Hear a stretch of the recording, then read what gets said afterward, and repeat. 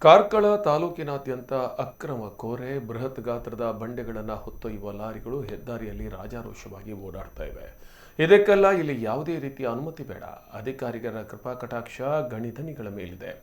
ಇಂತಹ ಅಕ್ರಮ ಕೋರೆ ನಡೆಸುತ್ತಿರುವ ಘಟನೆ ಕಾರ್ಕಳದ ನಿಟ್ಟೆ ಗ್ರಾಮ ಪಂಚಾಯತ್ ವ್ಯಾಪ್ತಿಯ ಕಿಮ್ಮಣ್ಣು ಎಂಬಲ್ಲಿ ನಡೆಯುತ್ತಿದೆ. ಕಾರ್ಕಳದಲ್ಲಿ ಅಕ್ರಮ ಕಲ್ಲು ಕೋರೆಗಳು ಆರ್ಭಟಿಸುತ್ತಿದ್ದು ಅಧಿಕಾರಿಗಳ ಮೌನ ನಿಲುವು ಸಂದೇಹಕ್ಕೆ ಕಾರಣವಾಗಿದೆ. ನಿಟ್ಟೆ ಗ್ರಾಮ ಪಂಚಾಯತ್ ವ್ಯಾಪ್ತಿಯ ಕೆಮ್ಮಣ್ಣು ಎಂಬಲ್ಲಿ ಹಲವು ಪ್ರಭಾವಿ ವ್ಯಕ್ತಿಗಳ ಕೋರೆಗಳು ತಲೆ ಎತ್ತಿವೆ. ಅವುಗಳಲ್ಲಿ ಬಹುತೇಕ ಅನಧಿಕೃತ. ಯಾವುದೋ ಒಂದು ಸರ್ವೆ ನಂಬರ್ಗೆ ಲೀಸ್ ಪಡೆದು ಅದರ ಅಕ್ಕಪಕ್ಕದ ಎಲ್ಲ ಜಾಗದಲ್ಲೂ ಅಕ್ರಮವಾಗಿ ಗಣಿಗಾರಿಕೆ ನಡೆಸುತ್ತಿದ್ದಾರೆ. ಹತ್ತಿರದ ಯಾವುದೇ ಜಾಗಕ್ಕೂ ಗಣಿ ಇಲಾಖೆಯಿಂದ ಯಾವುದೇ ರೀತಿಯ ಲೀಸ್ ಪಡೆಯದೆ ಇಂದಿಗೂ ಅಕ್ರಮವಾಗಿ ಕಾರ್ಯಾಚರಿಸುತ್ತಿದೆ. ಇಂತಹ ಅಕ್ರಮ ಕೋರೆಗಳು ತಲೆ ಎತ್ತಲು ಅಧಿಕಾರಿಗಳ ಕೃಪಾ ಕಟಾಕ್ಷ ಗಣಿಧನಗಳ ಮೇಲಿರುವುದು ಸಾಬೀತಾಗಿದೆ.